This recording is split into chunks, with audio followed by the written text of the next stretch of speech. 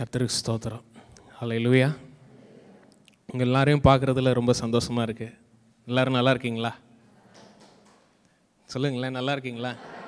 சந்தோஷம். கர்த்தருடைய நாமம் மகிமைப்படுவதாக. இந்த வாய்ப்பை கொடுத்த பாஸ்டருக்கு நான் நன்றி செலுத்துகிறேன். பாஸ்டனுடைய மெசேஜ் என் வாழ்க்கையில் நிறைய தாக்கத்தை ஏற்படுத்தியிருக்கு. எப்படின்னா, நான் ஒரு ஆவரேஜ் ஸ்டூடெண்ட், ஒரு 10th வரையும் ஒரு 10வது ரேங்க்கு 8வது ரேங்க்குன்னு வாங்கிட்டு இருக்கும்போது 10th ரிசல்ட் ஆண்டவர் கிருபையினால் ஒரு நல்ல மார்க் ஆண்டவர் கொடுத்துருக்கிறார். ஒரு 492 மார்க் வாங்கினேன். அது கர்த்தர் கிருபை. ஆனால் பாருங்கள், அது தெரியாமல் நம்ம பலன் தான் அப்படின்னு நினச்சிட்டு அடுத்ததுலேயும் நம்ம நல்லா படிச்சிருவோம் அப்படின்னு இருக்கும்போது 11th போகிறேன். 11th போனால் எங்கள் அப்பா சப்ஜெக்ட் ஃபிசிக்ஸு.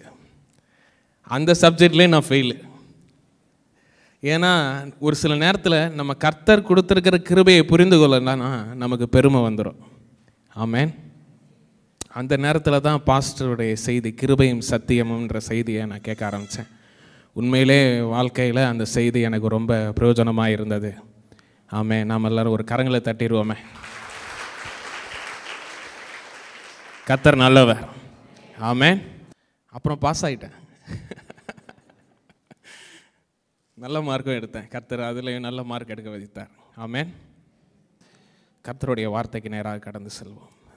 2 தீமோத்தேயு 3ஆம் அதிகாரம் 12லிருந்து 17 வரை எடுத்துக்கொள்வோம். எல்லோரும் எடுத்துட்டிங்கன்னா ஒரு ஆமேன்னு சொல்லுங்களேன். என்னோட சேர்ந்து வாசிங்க. அன்றியும் கிறிஸ்து இயேசுவுக்குள் தேவபக்தியாய் நடக்க மனதாய் இருக்கிற யாவரும் துன்பப்படுவார்கள். பொல்லாதவர்களும் எத்தர்களுமானவர்கள் மோசம் போக்குறவர்களுமாயிருந்து மென்மேலும் நீ கற்று நிச்சயித்து கொண்டவைகளில் அவைகளில் இன்னாரிடத்தில் கற்றாய் என்று நீ அறிந்திருக்கிறதும் அல்லாமல் கிறிஸ்து இயேசுவை பற்றும் விசுவாசத்தினாலே உன்னை இரட்சிப்புக்கேற்ற ஞானமுள்ளவனாக்கத்தக்க பரிசுத்த வேத எழுத்துக்களை நீ சிறுவயது முதல் அறிந்தவன் என்று உனக்கு தெரியும். வேத வாக்கியங்கள் எல்லாம் தேவ ஆவியினால் தேவனுடைய மனுஷன் தேறினவனாகும் எந்த நற்கிரியை செய்யும் தகுதி உள்ளவனாகவும் இருக்கும்படியாக அவைகள் உபதேசத்துக்கும் கடிந்து கொள்ளுதலுக்கும் சீர்திருத்தலுக்கும் நீதியை படிப்பிக்குதலுக்கும் பிரயோஜனம் உள்ளவைகளாய் இருக்கிறது. ஹல்லேலூயா. பாருங்கள், வாழ்க்கையில் ஒரு சில காரியங்களை செய்ய நிறைய பேர் யோசிப்போம், அறிவு இருக்கணும்னு. ஆனால் அறிவு இருக்கிறது கரெக்டு தான். ஆனால் அதே நேரத்தில் நமக்கு என்ன வேணும்னா ஞானம் அவசியமாக இருக்கிறது. ஆமேன். ஏன்னா அறிவுன்பது அதை பற்றி தெரியும். அறிவுன்றது தெரியும், ஒரு காரியத்தை நமக்கு தெரியும். ஆனால் ஞானம் என்பது தான் அந்த அறிவை எப்படி பயன்படுத்தணுன்ற ஒரு காரியத்தை சொல்லி தருகிறது. ஹல்லேலூயா. இப்போ ஒரு சில காரியங்களை வீடு கட்டுறதுக்கு நமக்கு அறிவு மட்டும் போதாது, ஞானமும் அவசியமாக இருக்குது. குடும்பத்தை நடத்துறதுக்கு நமக்கு ஞானம் அவசியமாக இருக்குது. திருமண வாழ்வில் வெற்றி பெறுகிறதற்கு நமக்கு ஞானம் அவசியமாக இருக்கிறது. அதுபோல் நமக்கு ஏற்படுத்தியிருக்கிற தேவன் நமக்கு ஏற்படுத்தி கொடுத்துருக்கிற இந்த இரட்சிப்பின் வாழ்வு, அவருடைய சொந்த இரத்தத்தினால் நமக்கு ஏற்படுத்தி கொடுத்துருக்கிற இந்த இரட்சிப்பை வாழ்கிறதற்கும் பரிசுத்த ஆவியினால் முத்தரிக்கப்பட்ட இந்த வாழ்வை வாழ்வதற்கும் நமக்கு இரட்சிப்புக்கேற்ற ஞானம் ஒன்று தேவைப்படுகிறது. ஆமேன். அதான் அந்த 15ஆம் வசனத்தில் சொல்லப்படுது, கிறிஸ்து இயேசுவை பற்றும் விசுவாசத்தினாலே உன்னை இரட்சிப்புக்கேற்ற ஞானமுள்ளவனாக்கத்தக்க பரிசுத்த வேத எழுத்துக்களை நீ சிறுவயது முதல் அறிந்தவன் என்று உனக்கு தெரியும். இந்த வார்த்தைக்காக நன்றி சொல்லி ஒரு 2 நிமிஷம் ஜெபம் பண்ணுவோம். ஸ்தோத்தரிக்கிறோம் ஆண்டவரே, நன்றி செலுத்துகிறோம். தேவனே, நீர் கொடுத்த வார்த்தைக்காக நன்றி அப்பா. இந்த வார்த்தையின் மூலமாக எங்களிடத்திலும் இந்த சபையினிடத்திலும் ஆண்டவரே எங்களை சார்ந்திருக்கிற ஒவ்வொருத்தரிடத்திலும் நீர் பேசுகிறதற்காக நன்றி. நீரே இரட்சகர், நீரே பேசுகிறவர், நீரே உண்டாக்குகிறவர், நீரே சிருஷ்டிக்கிறவர், நீரே பிரித்தெடுக்கிறவர், நீரே மகிமைப்படுத்துகிறவர், மகிமை நிறைந்தவர். ஆண்டவரே, எல்லா மகிமை உமக்கே உண்டாவதாக. மனுஷர் பேசுகிற விதமாய் நாங்கள் பேசாமல் தேவ ஆவியினால் நிறைந்து பேசும்படி கர்த்தாவே நீர் அனுக்கிரகம் செய்திருளும். உங்கள் நாமம் மகிமைப்படுவதாக, உங்கள் ராஜ்யம் வருவதாக. ஆண்டவரே, நீர் பேசுங்க, வழி நடத்துங்க. இயேசு கிறிஸ்துவின் நாமத்தினால ஜெபிக்கிறேன் நல்ல பிதாவே, ஆமேன். ஹல்லேலூயா. பவுல் எழுதின நிருபங்களில் பல நிருபங்களை பலவிதமாக பேசுவாங்க. அதில் பார்த்தீங்கன்னா ரோமர் எழுதின நிருபத்தை கிங் ஆஃப் எபிசல்ஸ் அப்படின்பாங்க. நிறைய நிருபங்கள் எழுதியிருக்கிறார்கள்ல, அதில் ரோமர் எழுதின நிருபத்தை என்ன சொல்லுவாங்க? கிங் ஆஃப் எபிசல்ஸ், அதாவது நிருபங்களின் ராஜா அப்படின்ற மாதிரி சொல்கிறாங்க.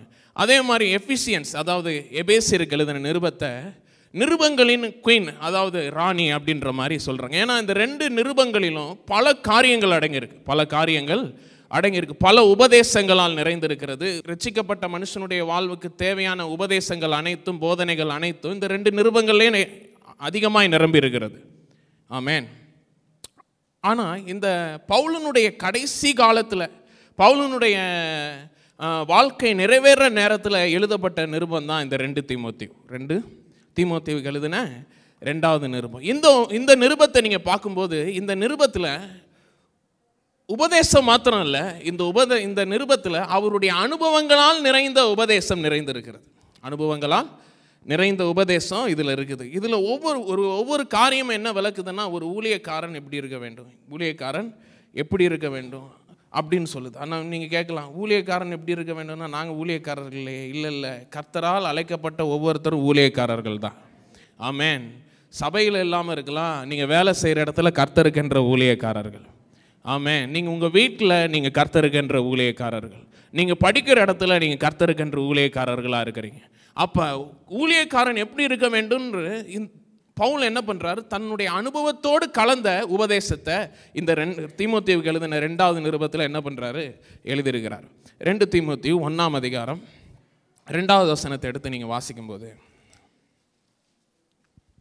அதில் சொல்லப்படுது, பிரியமுள்ள குமாரனாகிய தீமோத்தேயுவுக்கு எழுதுகிறதாவது. அப்போ தீமோத்தேயுவுக்கு எழுதும்போது எப்படி எழுதுகிறாருன்னா, தன்னுடைய ஆவிக்குரிய குமாரனாக பாவித்து என்ன பண்ணுறாரு? எழுதுகிறார். தீமோத்தேயு பாருங்கள், அவருடைய ஊழிய பாதையில் ரொம்ப சோர்வடைந்துட்டார் போல். ஊழிய பாதையில் என்ன ஆகிட்டார்? சோர்வடைந்துட்டார் போல். நீங்கள் வாசிக்கும்போது அதில் 6-7 வசனங்களை நீங்கள் வாசிங்கன்னா, இது நிமித்தமாக நான் உன்மேல் என் கைகளை வைத்ததினால் உனக்கு உண்டான தேவ வரத்தை நீ அனல் மூட்டி எழுப்பிவிடும்படி உனக்கு நினைப்பூட்டுகிறேன். தேவன் நமக்கு பயமுள்ள ஆவியை கொடாமல் பலமும் அன்பும் தெளிந்த புத்தியும் உள்ள ஆவியையே கொடுத்திருக்கிறார். என்ன சொல்கிறாரு? நான் உன்மேல் கைகளை வைத்ததினால் உனக்கு உண்டான தேவ வரத்தை நீ என்ன பண்ண? அனல் மூட்டி எரிய விடு. நீ ஊழியம் செய்யும்போது ஒரு சோர்வு ஏற்படலாம், ஒரு பிரச்சனைகள் வரலாம், ஏதோ ஒரு காரியத்தை குறித்து நீ பயப்படலாம், ஏதோ ஒரு காரியங்கள் உன் வாழ்க்கையில் நடந்தாலும் நீ வெளியில் இருக்கிற சூழ்நிலைகளை பார்க்காம உள்ள தேவன் உனக்குள்ளாக வைத்திருக்கிற அந்த அனல் மூட்டி என்ன பண்ணு? எரிய விடு அப்படின்றார். அல்லேலூயா. எத்தனை பேர் அந்த எல்லாரும் பொதுவாக கேஸ் அடுப்பு தான் யூஸ் பண்ணுவீங்க. ஆனால் இப்போ ஒரு சில காலங்களுக்கு முன்பாக என்ன பண்ணுவாங்க? அந்த விறகடுப்புலாம் வைப்பாங்க. விறகடுப்புலாம் நான் சின்ன பிள்ளையாக இருக்கும்போது அந்த விறகடுப்பு இருந்துச்சுன்னா அந்த விறகடுப்பில் போய் பக்கத்தில் உட்காருவோம். அதில் ஊதுவாங்க. அந்த அணைஞ்சு போனோடனே அதில் கங்கு மாதிரி இருக்கும். நெருப்புலாம் அணைஞ்சு போனோடனே அதில் லைட்டாக சிவப்பு கலரில் இருக்கும். ஆனால் எரியாது. என்ன பண்ணாது? எரியாது. ஆனால் அந்த ஊதாங்குழலை வச்சு என்ன பண்ணுவாங்க? ஊதுவோம். அது ஊதும்போது டக்குன்னு தீப்பற்றிக்கும். டக்குன்னு என்ன பண்ணிக்கும்? தீப்பத்திற்கு. இன்றைக்கி நான் சொல்கிறேன், உங்கள் வாழ்க்கையில் ஒருவேளை ஆவிக்குரிய ஜீவியத்தில் தேவனை தேடுகிற அந்த வாழ்க்கையில் ஒருவேளை முந்தி மாதிரி இல்லை பிரதர், முந்தி மாதிரி நான் தேவனை தேட முடியல, ஏதோ என் வாழ்க்கையில் தடை செய்யுது, ஏதோ என் வாழ்க்கையில் என்னை கீழே தள்ளுது, நான் ஜெபிக்க முடியல, தேவனை தேட முடியல, வேதத்தை வாசிக்க முடியல, ஊழியத்தில் ஈடுபட முடியல, கர்த்தருக்கென்று காரியத்தை நான் செய்ய முடியல, ஏதோ எனக்கு தடைபடுதுன்னா ஆண்டவர் சொல்கிறாரு, உனக்குள்ளாக இருக்கிற அனல் மூட்டி எரிய விடு. அந்த அக்கினியை அனல் மூட்டி எரிய விடு. அல்லேலூயா.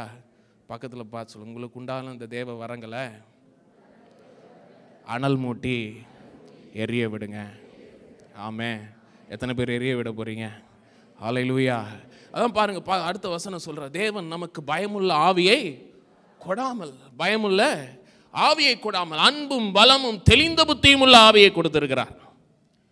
அன்பும் பலமும் தெளிந்த புத்தியும் உள்ள ஆவியை கொடுத்திருக்கு. பயமுள்ள ஆவியை கொடாமல் அப்படின்னு சொல்லும்போது ஒரு காரியத்தை பார்த்து நம்மளாவே பயந்துடுறது இல்லை. ஆமாம் தானே? ஒரு காரியத்தை பார்த்து நம்மளாவே பயப்படுறது இல்லை. இப்போ எடுத்துக்காட்டுக்கு நீங்கள் ரோட்டில் நடந்து போகிறீங்க, நாய் குலைக்குது. நீங்களாம் சின்ன வயசில் இருக்கும்போது யோசிச்சு பாருங்கள்.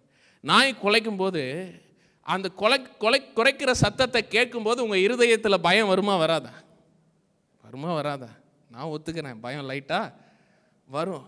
ஆனால் அந்த பயத்தை எடுத்துக்கொள்கிறதும் எடுக்காமல் இருக்கிறதும் நான் என் இருதயத்தில் எடுக்கிற தீர்மானத்தில் இருக்கு. ஆமென், ஹல்லேலூயா. அப்போ ஒரு பயத்தை பிசாசு கொண்டு வரான், பயத்தை பிசாசு கொண்டு வரான். அந்த பயத்தை நான் எடுக்கிறேனா இல்லையான்றது என் கையில் தான் இருக்கு. அந்த பயத்தை நான் எடுக்கிறேனா இல்லையான்னு என் கையில் தான் இருக்கு. நான் நிறைய நேரத்தில் நினைப்பேன், நாய் குலைச்சாலே என்ன பண்ணிடும், கடிச்சிடும். ஆனாப்பா நான் ஸ்கூல் படிக்கும்போது ஒரு பழமொழிகள்லாம் சொல்லி தருவாங்க. குறைக்கின்ற நாய் கடிக்காது, பார்க்கிங் டாக்ஸ் நெவர் பைட். அதாவது குறைக்கின்ற நாய் என்ன பண்ணாதான், கடிக்காது. அப்போ அந்த வார்த்தை வந்தோடனே, நாய் குலைச்சிருச்சா கடிக்காது, அதை பற்றி எனக்கு தெரியாது. ஆனால் நாய் குறைச்சிருச்சா என்ன பண்ணாது, கடிக்காது. அந்த வார்த்தை எனக்குள்ளே வந்தோடனே அந்த நாய் குலைக்கும் போதெல்லாம் நான் என் மனசில் ஒன்று நினச்சிவேன், குறைக்கின்ற நாய். ஆனால் நீங்கள் அந்த குலைச்சோன்னே ஓடி பாருங்க, துரத்துமா துரத்தாதா? பிசாசும் அப்படிதான், கர்ஜிக்கும் சிங்கம் போல உங்களை வகை தேடி சுற்றி திரிகிறான். எப்படியாவது உங்களை பயமுறுத்தி கீழே தள்ளலான்னு என்ன பண்ணுறான், பார்க்குறான். ஆனால் வசனம் சொல்லுகிறது, தேவன் உனக்கு பயமுள்ள ஆவியை கொடாமல் அன்பும் பலமும் தெளிந்த புத்தியும் உள்ள ஆவியை கொடுத்திருக்கிறார். எனக்கு பயத்தின் ஆவியை கொடுக்கல, பிசாசு கொடுக்கிற அந்த பயத்தின் ஆவியை எனக்குள்ள ஆண்டவர் வைக்கல. எனக்குள்ள பலத்தின் ஆவியை ஆண்டவர் வைத்திருக்கிறார், தெளிந்த புத்தியின் ஆவியை வைத்திருக்கிறார், அன்பின் ஆவியை வைத்திருக்கிறார். எத்தனை பேர் விசுவாசிக்கிறீங்க? ஹல்லேலூயா. பக்கத்தில் பார்த்து சொல்லுங்க, எனக்குள்ள பலமுள்ள ஆவி, அன்பின் ஆவி, தெளிந்த புத்தியின் ஆவி எனக்குள்ள இருக்கிறது. ஹல்லேலூயா. யோசுவா அடுத்து மோசேயினுடைய அந்த ஊழியத்தை தொடர்ந்து செய்கிறதுக்கு முன்னாடி ஆண்டவர் சொல்கிறார், நீ பலங்கொண்டு திடமனதாய். ஆமென். ஒரு காரியத்தை பார்த்து நம்ம திடன் கொள்றது இல்லை, ஒரு காரியத்தை செய்கிறதுக்கு முன்னாடியே நம்ம திடன் கொள்ளுகிறவர்களாக இருக்கணும். ஆமென். உங்கள் குடும்பத்தை பார்க்கும்போது பயமாக இருக்கலாம், இல்லை உங்கள் வேலையை பார்க்கும்போது பயமாக இருக்கலாம், உங்கள் சூழ்நிலைகளை பார்க்கும்போது பயமாக இருக்கலாம். ஆனால் வசனம் சொல்லுகிறது, நீ பலங்கொண்டு திடமனதாயிரு, நீ போகும் இடமெல்லாம் உன் தேவனாகிய கர்த்தர் உன்னோடு கூட இருக்கிறார். நீங்கள் எங்கே போனாலும் கர்த்தர் உங்களோடு கூட இருக்கிறார். எவ்வளோ பெரிய பயத்தை பிசாசு கொண்டு வந்தாலும் என் அருகில் நிற்கிறவர் இயேசு. எத்தனை பேர் விசுவாசிக்கிறீங்க? ஹல்லேலூயா. அப்போ பாருங்க, அந்த ஒரு பயத்தோடு என்ன பண்ணிட்டு இருந்திருக்கிறார் அவர்.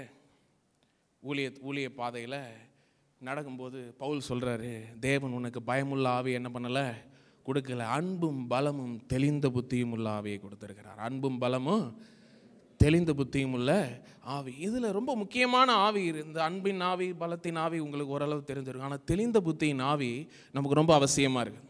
ஒரு காரியத்தை குறித்த ஒரு கிளாரிட்டி மைண்டு நமக்கு அவசியமாக இருக்குதா இல்லையா? ஒரு குழப்பத்தோடே நீங்கள் இருந்தீங்கன்னா செய்ய முடியுமா? ஏதாவது செய்யவே முடியாது. பாருங்கள், இயேசு கிறிஸ்து மார்த்தாள் மரியாள் இருக்கிற வீட்டுக்கு போகிறார். மார்த்தாள் மரியாள் இருக்கிற வீட்டுக்கு போகிறார். இப்போ அங்கே போனோடனே மார்த்தாள் என்ன பண்ணுறா, நிறைய காரியங்கள் குறித்து கவலைப்பட்டுட்டு நிறைய காரியங்களை செய்ய நினைக்கிறான், மரியாள் என்ன பண்ணுறா, தேவனுடைய பாதத்தில் அமர்ந்து அவர் சொல்லுகிற வார்த்தையை கேட்டுக்கொண்டு இருந்தா. இப்போ மார்த்தாள் கொஞ்ச நேரம் பார்த்துட்டு, ஆண்டவரே நீங்கள் வந்திருக்கிறீங்க, என் வீட்டுக்கு வந்திருக்கிறீங்க, உங்களுக்காக நான் என்னென்னமோ செய்யணும்னு நினச்சேன். கொஞ்சம் யோசிச்சு பாருங்களேன், உங்கள் வீட்டுக்கெல்லாம் ஏசப்பா வந்துட்டார்னா என்ன பண்ணுவீங்க? கை ஓடாது, கால் ஓடாது. சூப்பர். என்ன பண்ணுவீங்க? என்ன செய்கிறேன்னு தெரியாது. ஓகே, ஒரு திடீர்னு வந்துட்டார். வரும்போது நம்ம ஸ்பெஷலான சாப்பாடு, நீங்கள் செய்கிற சாப்பாடுலேயே சிறப்பான சாப்பாடு செஞ்சு கொடுக்கணும்னு நினைப்பீங்க. நீங்கள் பிரியாணியில் ஸ்பெஷலிஸ்ட்னா பிரியாணி செய்வீங்க, நீங்கள் பூரி சுடுறதுல ஸ்பெஷலிஸ்ட்னா பூரி செய்வீங்க. ஏதோ ஒரு காரியத்தை நீங்கள் என்ன பண்ணுவீங்க, செய்வீங்க. ஏதோ ஒன்று செஞ்சு அவரை நம்ம இம்ப்ரெஸ் பண்ணணும்னு என்ன பண்ணுவோம், நினைப்போம். அது மாதிரி மார்த்தாள் என்ன பண்ணுறா, ஏதோ செஞ்சு எப்படியாவது அவருக்கு சேவை செஞ்சிடணும்னு நினைக்கிறா. அப்போ ஆண்டவர் சொல்கிறாரு, மார்த்தாளே, நீ அநேக காரியங்களை குறித்து கவலைப்பட்டு கலங்குகிறாய், தேவையானது ஒன்றே. மரியாள் தன்னை விட்டு எடுபடாத நல்ல பங்கை தெரிந்து கொண்டா. இன்றைக்கி நம்ம வாழ்க்கையில் அந்த காரியத்தை செய்யணும், இந்த காரியத்தை செய்யணும், இதை எப்படி முடிக்கிறது, அதை எப்படி முடிக்கிறது, பிள்ளைகளுடைய வாழ்க்கையை எப்படி முடிக்கிறது, வேலையை, என் தனிப்பட்ட வாழ்க்கையை எப்படி செய்கிறது, வேலையை எப்படி செய்கிறது அப்படின்ற நிறைய காரியங்களை குறித்து கவலைப்பட்டு கலங்குகிறோம். இது எல்லாவற்றுக்கும் தெளிந்த புத்தியை கொடுக்குற ஒரே ஒரு இடம்னா இயேசுவின் பாதத்தருகே அமர்ந்து அவருடைய சத்திய வசனத்தை கேட்பதே தெளிந்த புத்தியுள்ள ஆவியை நமக்கு கொடுக்கிறது. எத்தனை பேர் விசுவாசிக்கிறீங்க? எடுத்துக்காட்டுக்கு நீங்கள் வாசித்தீங்கன்னா, லேகியோன் 6000 பிசாசு நிறைந்தவன் விடுதலை ஆனதுக்கப்புறம் எங்கே உட்காந்துருந்தான்? இயேசுவின் பாதத்தருகே உட்கார்ந்து தெளிந்த புத்தி உள்ளவனாய் இருக்கிறான் என்று கண்டு. நீங்கள் வாசி பார்த்தீங்கன்னா தெரியும், தெளிந்த புத்தி உள்ளவனாக இருக்கிறான் என்று கண்டு. இன்றைக்கி நான் சொல்கிறேன், தெளிந்த புத்தி வேணுமா? சத்திய வசனத்தை கேட்க வாருங்கள், சத்தியத்தை அறிவீர்கள், சத்தியம் உங்களை விடுதலையாகும். வாருங்கள், சீயோனிடத்திலும் எருசலேமினிடத்திலும் போவோம், கர்த்தர் தம்முடைய வழிகளை நமக்கு அறிவிப்பார். எத்தனை பேர் விசுவாசிக்கிறீங்க? ஆமென். கர்த்தரிடத்தில் வந்தீங்கன்னா உங்களுக்கு வழிகள் பிறக்கும். கர்த்தரிடத்தில் வந்தீங்கன்னா உங்களுக்கு பாதைகள் திறக்கப்படும். கர்த்தரிடத்தில் வந்தீங்கன்னா உங்களுக்கு செங்கடல் எல்லாம் பிளக்கும். கர்த்தரிடத்தில் வந்தீங்கன்னா புரண்டு ஓடுகிற யோர்தான் கூட ஒரு ஓரமாக நிற்கும். அல்லேலூயா. பிரச்சனை கர்த்தர் என்னோடு கூட இருக்கிறார், நான் கர்த்தரோட இருக்கணும். அல்லேலூயா. பக்கத்தில் பார்த்து சொல்லுங்க, கர்த்தர் உங்கள் கூட தான் இருக்கிறாரு, ஆனால் நீங்கள் கர்த்தரோடு இருக்கணும். ஆமென். அல்லேலூயா. இப்போ வாங்கலேன் 2 தீமோத்தேயு 3ஆம் அதிகாரம் 12வது வசனத்துக்கு வாங்க. அன்றியும் கிறிஸ்து இயேசுவுக்குள் தேவபக்தியாய் நடக்க மனதாய் இருக்கிற யாவரும் துன்பப்படுவார்கள். என்ன படுவார்கள்? என்ன புதுசாக இருக்க, இயேசுவை தேர்னா துன்பப்படுவோமா? சரி, அது நம்ம அப்புறம் வரலாம் பாருங்க. தேவபக்தியாய், தேவபக்தியாய் அப்படின்னு சொல்லும்போது, பக்தியாக ஒரு மனுஷன் இருக்கான்னா எப்படி பார்ப்பீங்க? அந்த மனுஷன் ஜெபம் பண்ணுற விதமும், அந்த மனுஷன் பைபிள் வாசிக்கிற விதமும் நம்ம பார்க்கும்போது, சே, இந்த மாதிரி நம்ம பக்தியாக யாருமே என்ன பண்ணல, பார்த்ததில்லை, இவர் தான் இப்போ பயங்கர பக்தி அப்படின்னு பார்ப்போம். ஆனால் அப்படி இல்லை. வேதம் எப்படி சொல்லுகிறதுனா, பக்தியை புறத்தில் பார்க்கல, அதாவது முகத்திலேயோ கைகள்லையோ உங்கள் நடைகள்லையோ நீங்கள் உட்கார விதத்திலேயோ பக்தியை பார்க்கல. தேவன் எப்படி பார்க்குறாருன்னா, பக்தியை உங்கள் இருதயத்தில் பார்க்கிறார். மனுஷனோ முகத்தை பார்க்கிறான், கர்த்தரோ இருதயத்தை பார்க்க. அப்போ தேவ பக்தி என்னுடைய செயல்ல ஆரம்பிக்கல, தேவ பக்தி என் இருதயத்தில் ஆரம்பிக்கிறது. அல்லேலூயா. என் இருதயத்தில் இருக்கிற அந்த தேவ பக்தி ஆட்டோமேட்டிக்காக என்ன பண்ணிடும்? வெளியே வந்துடும். அல்லேலூயா. அதான் தேவ பக்தியாய் நடக்கிறவர்கள் போடல, தேவ பக்தியாய் நடக்க மனதாய் இருக்கிற யாவரும் என்ன படுவார்களா? துன்பப்படுவார்கள். துன்பப்படுவார்கள்னா ஆண்டவர் அவர்களை தண்டிப்பாரா? கண்டிப்பாக தண்டிக்கவே மாட்டார். ஆண்டவர் அவர்களுக்கு ஏதாவது ஒரு உபத்திரவத்தை கொடுப்பாரா? கண்டிப்பாக இல்லை, கண்டிப்பாக இல்லை. அப்புறம் ஏன் இங்கே துன்பப்படுவார்கள் போட்டிருக்கு? ஏன் எந்த துன்பத்தை காண்பிக்குது இந்த இடத்துல அப்படின்னு பார்த்தா, உலகத்துக்குரிய காரியங்கள், அதாவது மாம்ச இச்சை, கண்களின் இச்சை, ஜீவனத்தின் பெருமை. இந்த மாம்ச இச்சை, ஜீவனத்தின் பெருமை, ஜீவனத்தின் பெருமை, கண்களின் இச்சை எல்லாம் நம்ம என்ன பண்ணியிருப்போம்? ரட்சிக்கப்படுகிறதுக்கு முன்னாடி அதில் வாழ்ந்துக்கிட்டு இருந்திருப்போம். ஆமென். ஆனால் ரட்சிக்கப்பட்டதுக்கப்புறம் இந்த மாம்ச இச்சையும் கண்களின் இச்சையும் ஜீவனத்தின் பெருமையும் நம்மளை அட்டாக் பண்ணும்போது, நம்மளை அது நம்மளை வஞ்சிக்கும் போது, இல்லை ஏதோ ஒரு காரியத்தில் நமக்குள்ளாக வரும்போது, அதை எப்படி கையாளணும்னு என்ன பண்ணுறது இல்லை, நமக்கு தெரியறதில்ல. இப்போ பக்தியை நம்ம வெளியில் காமிக்கிறதுனால இருதயத்தில் இந்த இது என்ன வந்துடுது? இந்த மாம்ச இச்சையும் கண்களின் இச்சையும் ஜீவனத்தின் பெருமை எங்கே குடிக்கொண்டிருது? இருதயத்தில் குடிக்கொண்டிருது. அதனால் நம்ம என்னதான் பக்தியை வெளியே காமிச்சாலும் உள்ளத்தில் என்னவா மாறிடுது? அந்த காரியங்களால் நிறைந்திருக்கிறது. அதனால தான் என்ன சொல்கிறாங்க, அடுத்த வசனம் நீங்கள் வாசிக்கும் போது, பொல்லாதவர்களும் எத்தர்களுமானவர்கள் மோசம் போக்குறவர்களுமாயிருந்து மென்மேலும் கேடுள்ளவர்களாவார்கள். ஏன்னா அவங்க தேவ பக்தியை செயலில் காமிக்கிறதுனால அவங்களையே அறியாமல் அவங்க இருதயத்தில் குடிகொண்டு இருக்கிற அந்த மாம்ச இச்சையையும் கண்களின் இச்சையும் ஜீவனத்தின் பெருமையும் மேற்கொள்ள தெரியாமல் என்ன பண்ணிடுறாங்க? ஒரு பொல்லாத காரியங்களில் ஈடுபடுறாங்க. பொல்லாத காரியத்தில் ஈடுபடுறதும் இல்லாமல் எத்தர்கள்னா இங்கே யார் இருக்கிறா? பாஸ்டராக நம்ம வீட்டில் பார்க்குறாரு, என்ன செஞ்சா யாருக்கு தெரிய போகுது? நம்ம ஊரில் நம்ம பக்கத்தில் எந்த விசுவாசியும் இல்லை, அதனால எந்த பிரச்சனையும் இல்லை. ஒரு தடவை அப்படி போயிட்டு ஆண்டவர்கிட்ட மன்னிப்பை என்ன பண்ணிப்போம்? கேட்டுப்போம். அப்படிங்கும்போது அங்கே பக்தி வெளிப்படுதா? சொல்லுங்களேன், பக்தி வெளிப்படுதா? இல்லை. ஆட்டோமேட்டிக்காக என்ன ஆயிடுது? எத்தர்களாக மாறுறோம். என்னவா மாறுறோம்? ஏமாத்துகிறவர்களாக மாறுறோம். அப்படி மோசம் போக்குறவர்களாக இருந்து மென்மேலும் கேடு உள்ளவர்களாக மாறிடும். ஆனால் வசனம் சொல்லுகிறது, எபேசியர் 2:3 எடுத்து வாசிங்களேன். அவர்களுக்குள்ளே நாம் எல்லாரும் முற்காலத்திலே நமது மாம்ச இச்சையின்படியே நடந்து நமது மாம்சமும் மனதும் விரும்பினவைகளை செய்து சுவாபத்தினாலே மற்றவர்களைப் போல கோபாக்கினின் பிள்ளைகளாய் இருந்தோம். என்ன நடக்குதுன்னா, மாம்ச இச்சை மனது விரும்புகிறது, மனது விரும்புகிற இந்த காரியங்கள் படியெல்லாம் செய்து துன்மார்க்கர்கள் போல நாம் என்ன பண்ணோமா, நடந்தோமா? இப்போ ரட்சிக்கப்பட்டு இருக்கிறோம். ரட்சிக்கப்பட்டு பாவத்திலிருந்து ரட்சிக்கப்பட்டு இருக்கிறோம். எத்தனை பேர் விசுவாசிக்கிறீங்க? அல்லேலூயா. இருளின் அதிகாரத்திலிருந்து விடுதலை ஆக்கப்பட்டு இருக்கிறோம். எத்தனை பேர் விசுவாசிக்கிறீங்க அதை? அல்லேலூயா. ஆனால் இந்த ரெண்டு காரியத்தை விசுவாசிக்கிற நாம மூணாவது ஒரு காரியத்தை நம்ம விசுவாசிக்கிறது இல்லை. என்னன்னா, மாம்ச இச்சைகளிலிருந்தும் நீங்கள் விடுதலை ஆக்கப்பட்டு இருக்கிறீங்க. மனம் போன போக்கில் வாழ்றதுலையும் நீங்கள் என்ன பண்ணப்பட்டிருக்கிறீங்க? விடுதலை ஆக்கப்பட்டிருக்கிறீங்க. ஏன்னா ஒருவன் கிறிஸ்துவுக்குள் இருந்தால் புது சிருஷ்டியாக இருக்கிறான். பழையவைகள் எல்லாம் எல்லாம் எல்லாம் என்னவா மாறிடுச்சு? புதிதாய் மாறிடுச்சு. ஆனால் மாம்சம் நம்மக்கிட்ட தானே இருக்கு. மாம்சம் அதே கண்ணு தானே இருக்கு, அதே மூக்கு தான் இருக்கு, அதே வாய் தான் இருக்கு, அதே ஹைட்டில் தான் இருக்கும். ஏதாவது மாறுச்சா? இல்லை. சரீரம் அப்படி இருக்கு. ஆனால் உள்ள ஆவி பிறந்திருக்கிறது. உள்ள ஆவி பிறந்திருக்கிறது. நீங்கள் கிறிஸ்துவனுடையவர்களாக மாறிவிட்டீங்க. ஆமென். ஆனால் இந்த மாறின உடனே இந்த ஆவிக்கும் இந்த மாம்சத்துக்கும் ஒரு போர் நடக்குது. இந்த ஆவிக்கும் இந்த மாம்சத்துக்கும் என்ன நடக்குது? போர் நடக்குது. அதான் சொல்றாரு, தேவ பக்தியாய் நடக்கிற யாவரும் என்ன படுவார்கள்? துன்பப்படுவார்கள். இல்லை, இந்த மாம்ச இச்சைன்னு சொல்றதை நான் என்ன பண்ண போறதில்ல, கேட்க போறதில்ல. நான் அவருடைய சித்தத்தின்படி நடக்க போகிறேன். ஹல்லேலூயா. இப்போ இந்த மாம்ச இச்சையை நான் எப்படி மேற்கொள்றது பிரதர் அப்படின்னு கேட்டிங்கன்னா, நீங்கள் எப்படி ரட்சிக்கப்பட்டீங்க? விசுவாசித்து. எப்படி ரட்சிக்கப்பட்டீங்க? விசுவாசத்தினால நீதிமான்களாக்கப்பட்டீங்க.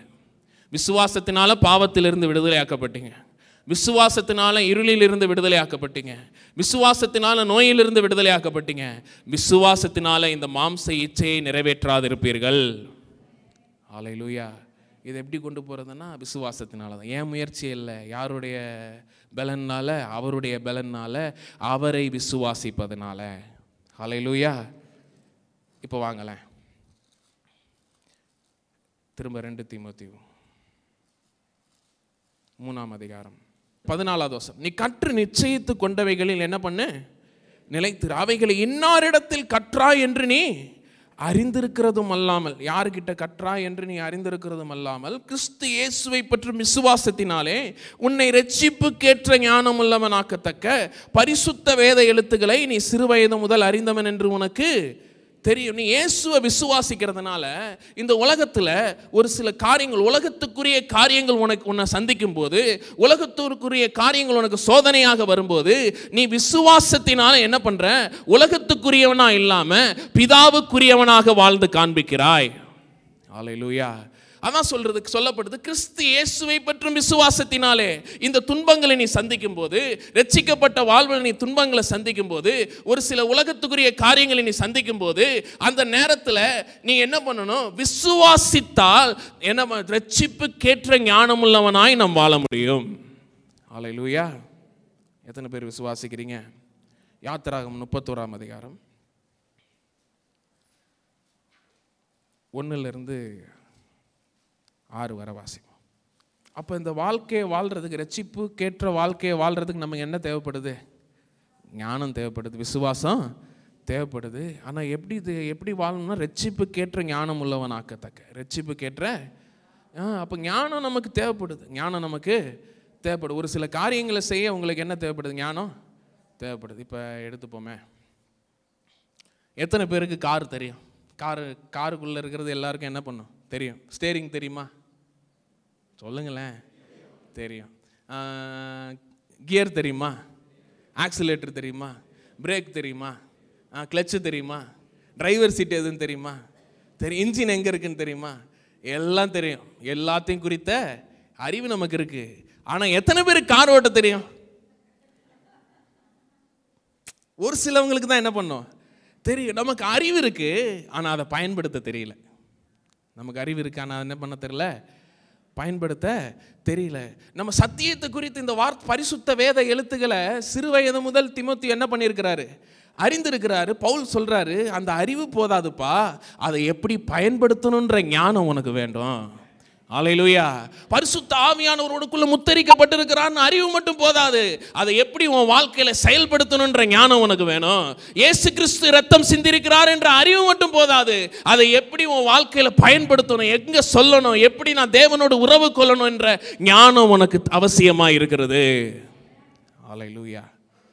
அப்போ ரட்சிப்புக்கேற்ற ஞானம் அவசியமா இல்லையா?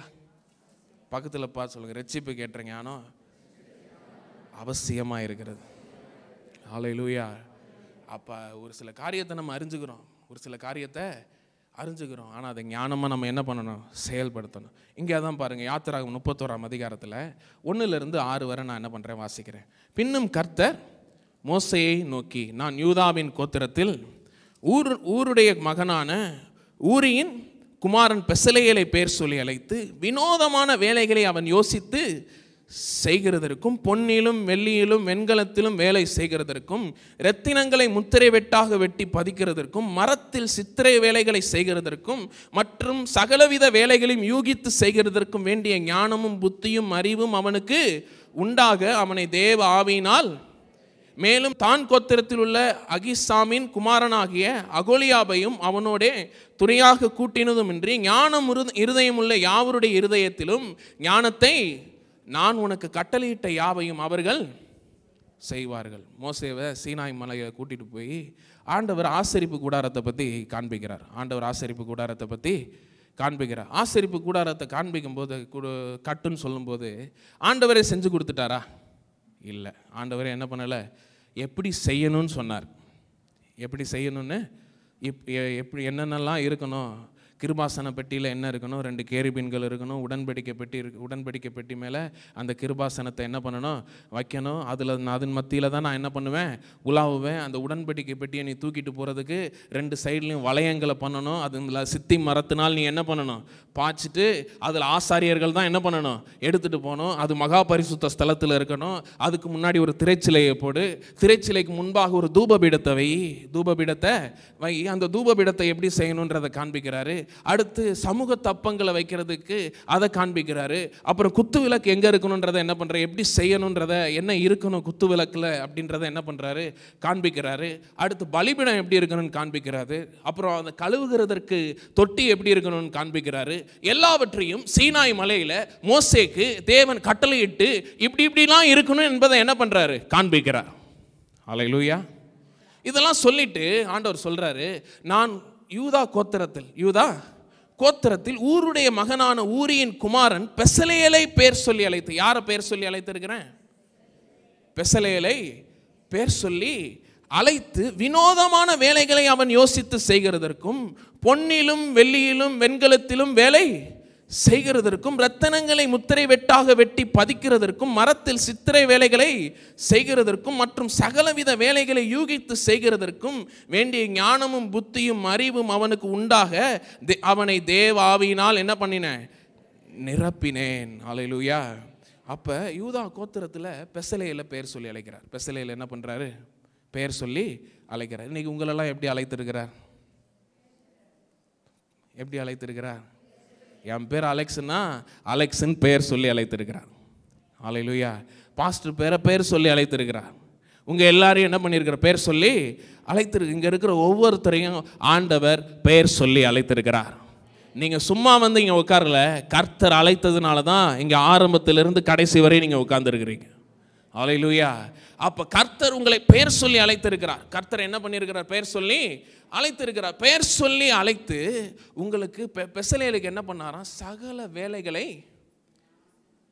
வினோதமான வேலைகளை அவன் யோசித்து செய்கிறதற்கும், எப்படி செய்கிறதற்கும் யோசித்து, உடன்படிக்கை பெட்டி எப்படி இருக்குன்னு அவர் என்ன பண்ணிட்டார், ஒரு ப்ளூ பிரிண்ட் மாதிரி காமிச்சிட்டாரு.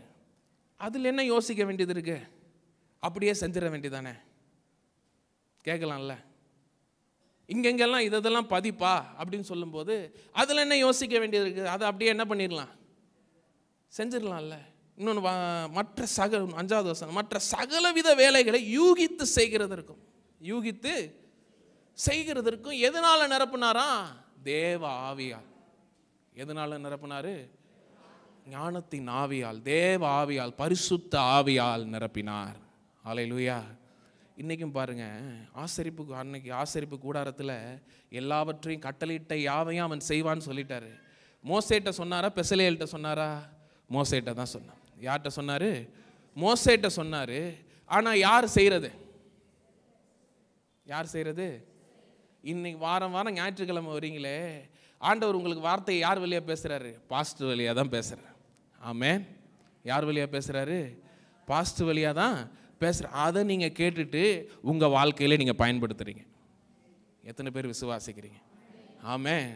அப்புறம் டெய்லி நடக்கிறதுக்கு ஆவியானவர் உங்களோட பேசுகிறார், உங்கள் கூடயும் பேசுகிறார். ஆனால் அதெல்லாம் காட்டிலும் ஆண்டவர் நமக்கு மேன்மையான ஒரு காரியத்தை வைத்திருக்கிறார். என்னென்னா, சபைக்கு ஒரு போதகரை வைத்திருக்கிறார். ஹல்லேலூயா. எப்படி பிள்ளைகளை ஒரு தகப்பன் தாய்க்கு பிள்ளைகளை கொடுக்குறாரோ, அதே மாதிரி ஒரு விசுவாசிகளுக்கு சபைக்கு ஒரு போதகர் ஆண்டவர் வைத்திருக்கிறார். கர்த்தருக்கு அதுக்காக நன்றி சொல்லுவோம். கரங்களை தட்டி நன்றி சொல்லுவோம். ஹல்லேலூயா.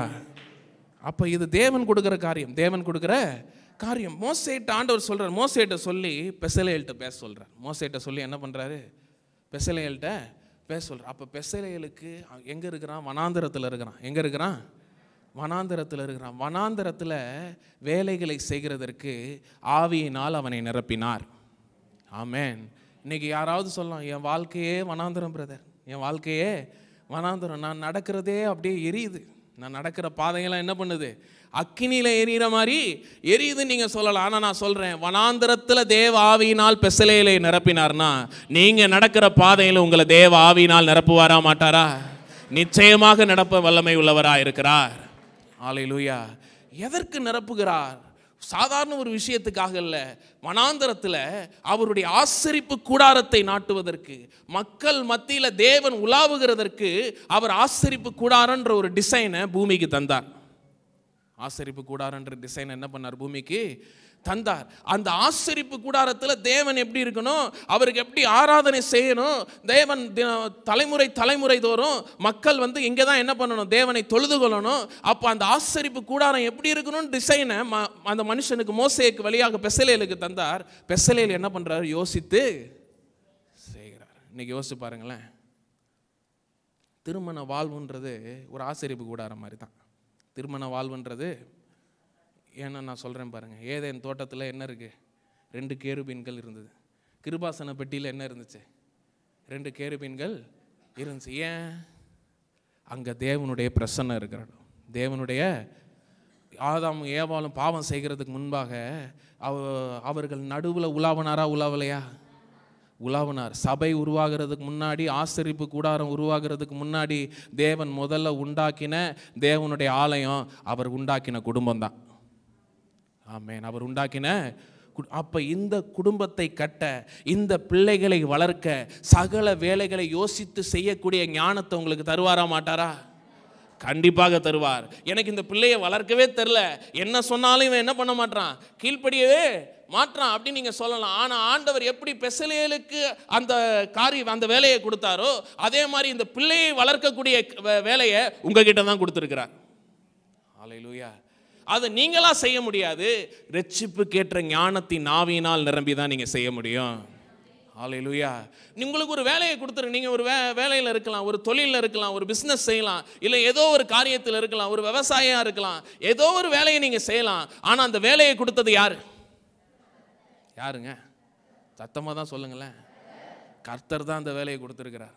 ஆமென். அப்போ கர்த்தர் அந்த வேலையை கொடுத்துருக்கிறார்னா, அந்த கர்த்தர் அந்த வேலையை யோசித்து சகல காரியங்களையும் பிரயோஜனப்படுத்தி செய்யக்கூடிய ஞானத்தை தருவாரா மாட்டாரா? ஹல்லேலூயா. அப்போ ஆண்டவர் உங்களுக்கு கொடுத்துருக்கிறதெல்லாம் கிருபையுள்ள வரங்கள். குடும்பம் ஒரு கிருபையுள்ள வரம். எத்தனை பேர் விசுவாசிக்கிறீங்க? பிள்ளை ஒரு கிருபையுள்ள வரம். நீங்கள் செய்கிற தொழில் ஒரு கிருபையுள்ள வரம். நீங்கள் போகிற சபை ஒரு கிருபையுள்ள வரம். நீங்கள் ஜெபிக்கிற ஜெபம் ஒரு கிருபையுள்ள வரம்.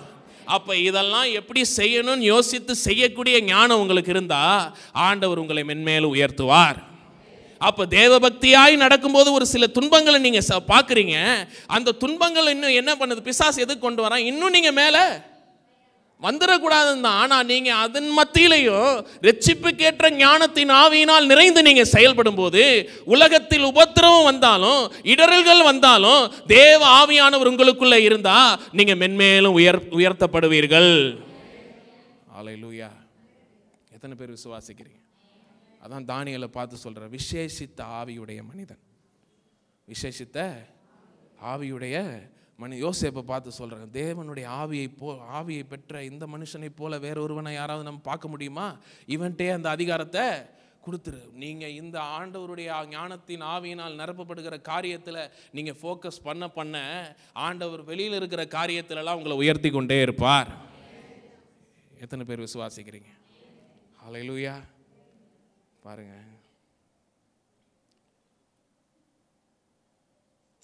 இன்னைக்கு நாமும் ஒரு தேவனுடைய அன்னைக்கு ஆசரிப்பு கூடாரத்தில் அவர் உலாவினார். இன்னைக்கு யாருக்குள்ளே உலாவுகிறாரு? உங்களுக்குள்ளே உலாவுகிறார். பக்கத்தில் பார்த்து நிறைய நேரம் மறந்துடுறோம் நம்ம. உங்களுக்குள்ளே யார் உலாவுகிறாரு?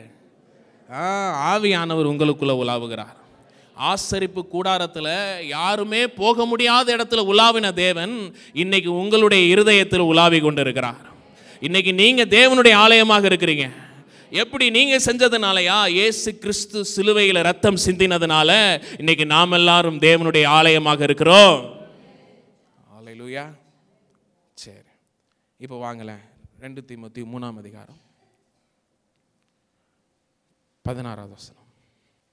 வேத வாக்கியங்கள் எல்லாம் தேவ ஆவியினால் அருளப்பட்டிருக்கிறது. தேவனுடைய மனுஷன் தேறினவனாகவும் எந்த நற்கிரியை செய்ய தகுதியுள்ளவனாகவும் அவைகள் உபதேசத்துக்கும் கடிந்து கொள்ளுதலுக்கும் சீர்திருத்தலுக்கும் நீதியை படிப்பிக்குதலுக்கும் பிரயோஜனம் உள்ளவைகளாய் இருக்கிறது.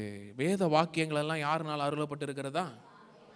தேவ ஆவியினால் அருளப்பட்டிருக்கிறது. சொல்றாரு பவுல், சொல்றாரு தீமோத்தேயுட்ட சொல்லும்போது சொல்றாரு, நீங்க ரட்சிப்புக்கேற்ற ஞானம் உள்ளவனா இருக்கணுமா? இந்த உலகம் கொண்டு வர பிரச்சனையை பார்க்காத. இந்த உலகம் உனக்குள்ள ஒரு சோர்வை கொண்டு வரும், அதை பார்க்காத. பிசாசு ஒரு சோர்வை கொண்டு வருவான், அதை நீ என்ன பண்ணாத, பார்க்காத. உன் கூட இருக்கிற உறவுகளே ஒரு சில சோர்வுகளை என்ன பண்ணலாம், கொண்டுட்டு வரலாம், அதை நீ பார்க்காத. நீ ரட்சிப்புக்கேற்ற ஞானமுள்ளவனா இருக்க கிறிஸ்து இயேசுவை பற்றும் விசுவாசத்தை நிலைத்திரு, இந்த வேத எழுத்துக்களை கற்று நிலைத்திரு அப்படின்றார். சரியா? சொல்லிட்டு இந்த வேத எழுத்துக்கள் எப்பேற்பட்டது, இந்த வேத எழுத்துக்கள் எப்பேற்பட்டதுன்னு சொல்லும்போது சொல்றார், வேத வாக்கியங்கள் எல்லாம் தேவ ஆவியினால். வேத வாக்கியங்கள்னா என்ன? இந்த பைபிள், இந்த வேதத்தில் இருக்கிற ஒவ்வொரு வார்த்தையும் யாருனால் அருளப்பட்டிருக்கிறதா? தேவ ஆவியினால் அருளப்பட்டிருக்கிறது. இங்கே தமிழில் போடும்போது அருளப்பட்டிருக்கிறதுனா என்ன? கொடுக்கப்பட்டிருக்கிறது. ஆவியானவர் உங்களுக்கு வார்த்தையை எடுத்து கொடுத்துருக்கிறார் அப்படின்னு என்ன பண்ணியிருக்கிறாங்க, போட்டிருக்கிறாங்க. ஆனால் கிரேக்க மொழியில் நீங்கள் போய் பார்க்கும்போது தேவ ஆவியானவருடைய சுவாசமே இந்த வார்த்தையில் இருக்குதான். தேவ ஆவியானவருடைய சுவாசமே எதில் இருக்குதான்?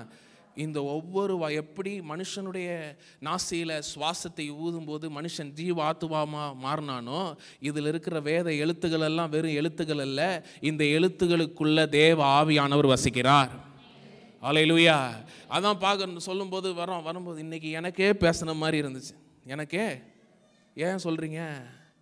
ஏன்னா அந்த எழுத்துக்களுக்குள்ளே இருக்கிற ஆவியானவர் உங்கள் இருதயத்தில் பேச ஆரம்பிக்கிறார். ஹல்லேலூயா. இன்றைக்கி நான் பைபிள் படித்தேன், அந்த வார்த்தை என் குழப்பத்துக்கெல்லாம் ஒரு தீர்வை தந்துச்சு. எப்படி சொல்கிறீங்க? ஏன்னா அந்த எழுத்துக்களுக்குள்ளே இருக்கிற அந்த சுவாசம், அந்த ஆவியானவர் உங்கள் இருதயத்தில் பேச ஆரம்பிக்கிறார். அதான் சர்வ உள்ளவருடைய சுவாசம் நம்மை உணர்வுள்ளவனாக்கும். ஹல்லேலூயா. அப்போ நம்மளை ஒரு புது மனிதனாக ஒரு ரட்சிப்புக்குள்ள வாழ்க்கையில் வாழுகிறதற்கு நம்மளை மாற்றுகிறது எதுன்னா அவருடைய வார்த்தையும் அவருடைய ஆவியானவரும். இன்னும் பார்த்தீங்கன்னா வார்த்தை வல்லமை உள்ளது. எத்தனை பேர் விசுவாசிக்கிறீங்க? வார்த்தை வல்லமை உள்ளது. வார்த்தை வல்லமை உள்ளது. யோவான் 1:1 வாசிக்கும் போது என்ன சொல்லும்? ஆதியிலே வார்த்தை இருந்தது, அந்த வார்த்தை தேவனிடத்தில் இருந்தது, அந்த வார்த்தை தேவனாக, சகலமும் அவர் மூலமாய். சகலம் என்ன யார் மூலமாக உண்டாயிற்று? வார்த்தையின் மூலமாக உண்டாயிற்று. இப்போ எடுத்து ஆதியாகமம் 1ஆம் அதிகாரம் போங்களேன். ஆதியாகமம் 1ஆம் அதிகாரத்தில் 3வது வசனம், தேவன் வெளிச்சம் உண்டாக கடவுது என்றார். வெளிச்சம் வந்துருச்சு, ஆனால் சூரியன் வந்துச்சா? வெளிச்சம் வந்துச்சு, ஆனால் சூரியன் வந்துச்சா? சூரியன் என்னைக்கு உண்டாக்கி இருக்கிறார் ஆண்டவர்? 4வது நாள். என்னைக்கு உண்டாக்கி இருக்கிறாரு? 14வது வசனம் வாசிங்க. பின்பு தேவன் பகலுக்கும் இரவுக்கும் வித்தியாசம் உண்டாக்கத்தக்கதாக வானம் என்கிற ஆகாய விரிவிலே சுடர்கள் உண்டாக கடவுது. அவைகள் அடையாளங்களுக்காகவும் காலங்களையும் நாட்களையும் வருஷங்களையும் குறிக்கிறதற்காகவும். சுடர்களை எப்போ உண்டாக்குறாரு? வாசிச்சிங்கன்னா கீழே வாசிச்சிங்கன்னா 4வது நாள் போடப்படுது. 4வது நாள் தான் என்ன பண்ணியிருக்கிறாரு. அப்போ அந்த 3 நாள் வெளிச்சம் எங்கேருந்து வந்துச்சு? அவர் வார்த்தையிலிருந்து வந்தது, தேவனிடத்திலிருந்து வந்தது. அப்போ வெளிச்சத்துக்கு ஆதாரம் ஒன்றுமே ஏதாவது இருந்துச்சா? இப்போ இங்கே வெளிச்சம், இவ்வளோ வெளிச்சம் இருக்குது, வெளிச்சத்துக்கு ஆதாரம் இங்கே லைட்டெல்லாம் இருக்குது. இங்கே லைட்டெல்லாம் வெளியே போனீங்கன்னா வெளிச்சம் பயங்கரமாக இருக்குது. ஏன்னா அதனுடைய ஆதாரம் சூரியன், அதனுடைய ஆதாரம். ஆனால் இருளுக்கு தான் ஆதாரமே இல்லை. இருளுக்கு தான் என்ன இல்லை? ஆதாரமே இல்லை. ஒரு எடுத்துக்காட்டு காமிக்கட்டா உங்களுக்கு? எக்ஸாம்பிளுக்கு எல்லாரும் கண்ணை மூடுங்களேன். லைட்டாக கண்ணை மூடுங்க, கண்ணை மூடி பாருங்க எப்படி இருக்கு? இருட்டா இருக்குதா இல்லையா? இப்போ கண்ணை தரங்க, வெளிச்சம் ஒன்றுமே இல்லாது தான் இருட்டு, ஒன்றுமே இல்லாது தான். ஏசு இல்லாமல் வாழ்கிறது தான் இருட்டு, இயேசுவோடு வாழ்கிறது தான் வெளிச்சம். அல்லேலூயா. நிறைய நேரத்தில் ஏன் என் வாழ்க்கை இருளாக இருக்குன்னா அங்கே யாரும் இல்லை. இங்கே ஆதியிலே தேவன் வானத்தையும் பூமியும் உண்டாக்கும் போது வெளிச்சமாக இயேசுவே வந்தார். அதான் உலகத்தில் இருக்கிற எந்த மனுஷனையும் பிரகாசிப்பிக்கிற மெய்யான ஒளி அவர். எத்தனை பேர் விசுவாசிக்கிறீங்க? அல்லேலூயா. அப்போ இந்த வார்த்தையில் ஆவியானவர் இருக்கிறாரு, இந்த வார்த்தையில் ஜீவன் இருக்கு, இந்த வார்த்தையில் வெளிச்சம் இருக்கு. பவுல் சொல்றாரு, அகிரிப்பா ராஜாவே, பகலில் மத்தியான வேளையில் சூரிய ஒளியை பார்க்கிலும் பிரகாசமான ஒரு ஒளியை கண்டேன். சூரிய ஒளியை பார்க்கலாம் பிரகாசமான ஒரு ஒளியை கண்டேன். சூரிய வெளிச்சம் மத்தியான வேலையில் எப்படி இருக்கும்? பயங்கரமா இருக்கும். ஆனா அதை காட்டிலும் ஒரு பேரொளியை நான் பார்த்தேன். அந்த ஒளியை பார்த்ததிலிருந்து நான் கிறிஸ்துவனுடையனா மாறிவிட்டேன். அல்லேலூயா. நான் சுவிசேஷத்திற்கென்று ஊழியக்காரனா மாறிவிட்டேன். அல்லேலூயா. அப்ப சூரிய ஒளியை காட்டிலும் பிரகாசிக்கிற பேரொளி தான் இந்த வார்த்தைக்குள்ள இருக்கிறது. எத்தனை பேர் விசுவாசிக்கிறீங்க? இந்த வேத வாக்கியங்களை நீங்க ரட்சிப்புக்கேற்ற ஞானம் உள்ளவனாய் நடக்கும்படி ஆவியானவரால் நிறையப்பட்ட, ஜீவனால் நிறையப்பட்ட, பெருக்கத்தின் ஆவியினால் நிறையப்பட்ட அந்த வார்த்தையை சூரிய பிரகாசத்திலும் பேரொளியான அந்த வார்த்தையாக உங்களுக்கு கொடுக்கிறார். இப்ப சொல்லுங்க, துன்பங்கள் வந்தாலும் நீங்க நிப்பீங்களா, நிக்க மாட்டீங்களா? சத்தமா தான் சொல்லுங்களேன். எத்தனை பேர் விசுவாசிக்கிறீங்க? கடல் அலைகள் வந்தாலும் என் கப்பல் மூழ்காது. கப்பல்ல தண்ணி வந்தாலும் நான் மடிந்து போவ மாட்டேன். ஏன்னா என் கப்பலுக்குள்ள ஒரு பேரொளி படுத்து தூங்கிட்டு இருக்கு, அவர் தான் இயேசு. அல்லேலூயா. எத்தனை பேர் விசுவாசிக்கிறீங்க? உலகத்தில் இருக்கிற எந்த மனுஷனையும் சொல்லுங்க, எந்த மனுஷனை இருக்கிறதுலே ரொம்ப வாழவே தகுதி இல்லாத மனுஷன், இருக்கிறதுலே ரொம்ப வாழவே தகுதி இல்லாத மனுஷன், எல்லா பாவ பழக்கத்துக்கும் அடிமையான மனுஷன். ஒருவேளை இன்னைக்கு யாராவது ஒருத்தர் அப்படி இருக்கலாம். நான் சொல்றேன், உங்களையும் பிரகாசிப்பிக்கிற ஒரு பேரொளி இருக்குது. அவர்தான் கர்த்தராகிய இயேசு கிறிஸ்து.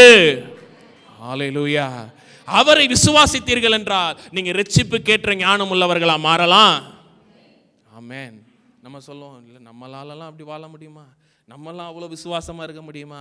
கண்டிப்பாக இருக்க முடியும். இந்த வேத வாக்கியங்கள் எல்லா தேவ மனுஷனுக்கும் கொடுக்கப்பட்டது போல உங்களைப் போல பரிசுத்தவான்களுக்கும் கொடுக்கப்பட்டிருக்கிறது. அல்லேலூயா. அதான் சொல்லப்பட்டிருக்கு, வேத வாக்கியங்கள் எல்லாம் தேவ ஆவியினால் அருளப்பட்டிருக்கிறது. எந்த மனுஷனும் தேவனுடைய மனுஷன் தேறினவனாகும். தேவனுடைய மனுஷன் உங்கள் வாழ்க்கையில், உங்கள் குடும்பத்தில், நீங்கள் செய்கிற வேலையத்தில், உங்கள் பிள்ளைகளுடைய வாழ்க்கையில், உங்கள் பொருளாதாரத்தில், உங்கள் உறவுகள் மத்தியில் உங்களை தேறினவனாய் மாறுகிறதற்கு ஒரு வல்லமை இருக்குது. அதுதான் தேவனுடைய வார்த்தை. அல்லேலூயா. நற்கிரியை செய்யக்கூடிய தகுதியுள்ளவனாய் மாற்றக்கூடிய ஒரு வல்லமை இருக்குது. அதுதான் தேவனுடைய வார்த்தை. நான் செய்யணும்னு நினைக்கிறேன், அதனால என்ன பண்ண முடியல, என்னால் செய்ய முடியல. நான் செய்யணும்னு நினைக்கிறேன், என் சூழ்நிலை என்ன பண்ண மாட்டேங்குது, என்ன செய்ய விட மாட்டீங்க. நான் சொல்றேன், இந்த வேத வாக்கியங்களை பிடித்துக் கொள்ளுங்க. உலகத்தில் ஆண்டவர் உங்களை நற்கிரியை செய்கிறவர்களாய் மாற்றி விடுவார். அல்லேலூயா. எத்தனை பேர் விசுவாசிக்கிறீங்க? ஆமென். அப்ப ரட்சிப்பு கேட்ட ஞானம் அவசியமா இல்லையா? கண்டிப்பா அவசியம். அதான் வசனம் சொல்லுது, அவர்கள் பேதையா இருந்தாலும் திசை கெட்டு போவதில்லை. ஒண்ணுமே தெரியலங்க, நான் எதுவுமே படிக்கலைங்க, எனக்கு எந்த படிப்பறிவு இல்லை, ஏதோ நான் வாழ்றேன், வெந்ததை தின்னுட்டு விதி வந்ததுக்கு அப்படிதான் சொல்லுவாங்களே, அப்படி நான் போயிட்டுருக்கேன் அப்படின்ற மாதிரி நீங்கள் சொல்லலாம். ஆனால் நான் சொல்கிறேன், இந்த வேத வசனத்தை, இந்த வேத வாக்கியங்களை, சூரிய பிரகாசத்திலும் அதிகமாய் பிரகாசிக்கக்கூடிய இந்த வேத வாக்கியத்தை நீங்கள் பிடித்து கொண்டா பாருங்கள், உலகத்தில் பிரகாசிக்கிற உலகத்தில் இருக்கிற எந்த மனுஷனை பிரகாசிக்கிற மெய்யான ஒளி இந்த வேத வாக்கியங்களை நீங்க பிரித்து கொண்டா எவ்வளோ ஒண்ணுமே தெரியாத முட்டாளா இருந்தாலும் நீங்க திசை கெட்டு போவதில்லை. அல்லேலூயா. ஆமென். பாருங்க, அப்போ இந்த வேத வாக்கியங்கள் நம்மளை தேறினவனாக மாற்றுகிறது. பக்கத்தில் பார்த்து சொல்லுங்க, உங்களை தேறினவனாக மாற்றுகிறது. ஹல்லேலூயா. உங்கள் திருமண வாழ்வை தேறினதாக மாறணுமா? இந்த வேத வாக்கியத்தை பிடிங்க. ஹல்லேலூயா. உங்கள் பிள்ளைங்களுடைய வாழ்க்கை நல்லா வரணுமா? இந்த வேத வாக்கியங்களை பிடிங்க. இது சொல்கிற வழிகளை கேளுங்க. கர்த்தர் உங்கள் வாழ்க்கையில் அற்புதத்தை செய்வார். உங்கள் வேலையில் நீங்கள் நல்லா இருக்கணுமா? நீதிமானுடைய நடைகள் கர்த்தரால் உறுதிப்பட்டிருக்குன்னு உங்களுக்கு தெரியணுமா? இந்த வேத வாக்கியங்களை பிடிங்க. நீதிமானுடைய பாதை நடுப்பகலிலும் அதிக பிரகாசமா இருக்குதான். அப்போ அவர் நான் நீதிமான் நடக்கிற பாதை எப்படி இருக்க? சூரிய ஒளியை பார்க்கணும் பிரகாசமா இருக்குது. அப்போ அது இப்படி மாறணும்னா இந்த வேத வாக்கியங்களை நீங்கள் என்ன பண்ணணும்? படிக்கணும். விசுவாசத்தோடு படிக்கணும். ஹல்லேலூயா. எப்படி படிக்கணும்? விசுவாசம் இல்லாமல் தேவனுக்கு பிரியமாய் இருப்பது, ஏனென்றால் அவரிடத்தில் சேர்கிறவன் அவர் உண்டென்றும் அவர் தேடுகிறவர்கள் அவர். நீங்கள் அவர்கிட்ட போகும்போது அவர் இருக்கிறார் நீங்கள் விசுவாசிக்கிறீங்களா? இந்த வேதத்தை எடுக்கும்போது நீங்கள் இருக்கிறாருன்னு விசுவாசிங்க. ஹல்லேலூயா. அவரிடத்தில் போகும்போது அவர் பலன் அளிப்பார்னு விசுவாசிக்கிறீங்களா? இந்த வேதத்தை படிக்கும்போது அவர் உங்களுக்கு பலன் அளிப்பார்னு விசுவாசிங்க. ஏன்னா இந்த வேத வாக்கியங்கள் எல்லாம் பரிசுத்த ஆவியானவரால் நிரப்பப்பட்டிருக்கிறது. ஹல்லேலூயா. ஆமென். கர்த்தர் நல்லவர். ஆமென். அப்போ பெசலேலுக்கு வனாந்தரத்தில் ஆண்டவர் செய்ய வச்சார்னா உங்களுக்கு எனக்கும் செய்ய வைப்பார். பெசலேலுக்கு வனாந்தரத்தில் பொன்னையும் வெண்கலத்தையும் சித்தி மரத்தையும் விலையுயர்ந்த ரத்தன கற்களையும் கொண்டு வந்தார்னா உங்களுக்கும் எனக்கும் கொண்டு வருவார். யோசிச்சு பாருங்களேன். பெசலேல பேர் சொல்லி அழைக்கிறதுக்கு முன்னாடி எகிப்திலிருந்து பொன்னையும் வெள்ளியும் கொண்டு வர வச்சார் ஆண்டவர். உங்களை கூப்பிடுறதுக்கு முன்னாடி உங்கள் தேவை அனைத்தையும் ஆண்டவர் ஆயத்தம் பண்ணி வைத்திருக்கிறார். ஹல்லேலூயா. தேவனிடத்தில் அன்பு கூறுகிறவர்களுக்கு அவர் ஆயத்தம் பண்ணினவைகளை கண்கள் காணல, காதுகள் இருதயத்தில் தோன்றல. ஆனால் தேவ ஆவியானவரோ தேவனுடைய ஆழங்களை நமக்கு வெளிப்படுத்துகிறார். நீங்க அவரை விசுவாசித்து நடந்து போயிட்டே இருங்க. உங்கள் தேவைகள் எல்லாம் சந்திக்கப்பட்டு கொண்டே இருக்கும். ஆபிரகாம்கிட்ட ஈசா கேட்கும்போது பலிக்கு கட்டை இருக்கு, ஆனா என்ன இல்லை, பலிக்குரிய ஆடை ஆண்டவர் பார்த்து கொள்வார். ஹல்லேலூயா. நமக்கு தேவை என்னதுன்னா விசுவாசம். பக்கத்தில் பார்த்து சொல்லுங்க, விசுவாசம். நீங்கள் அதான் சொல்கிறேன், நான் தரிசித்து நடவாமல் எப்படி நடக்கிறேன்? விசுவாசித்து நடக்கிறேன். பக்கத்தில் பார்த்து சொல்லுங்க, தரிசித்து நடக்காதீங்க, விசுவாசித்து நடங்க. ஹல்லேலூயா. ஆமென். காணப்படுகிறவைகள் அநித்தியமானவைகள், காணப்படாதவைகளோ காணப்படுகிறவைகளை நோக்கி பார்க்கிற நமக்கு அதி சீக்கிரத்தில் நீங்கும். நீங்கள் அவருடைய வேத வார்த்தையும் அவரை விசுவாசித்து ஒவ்வொரு நாளும் நீங்கள் நடக்க நடக்க நடக்க உங்களை சுற்றி இருக்கிற உபத்திரவங்கள் எல்லாம் ஆதி சீக்கிரத்தில் நீங்கும். இந்த லேசான எத்தனை பேர் விசுவாசிக்கிறீங்க? கர்த்தருடைய நாமம் மகிமைப்படுவதாக. நாம் எல்லாரும்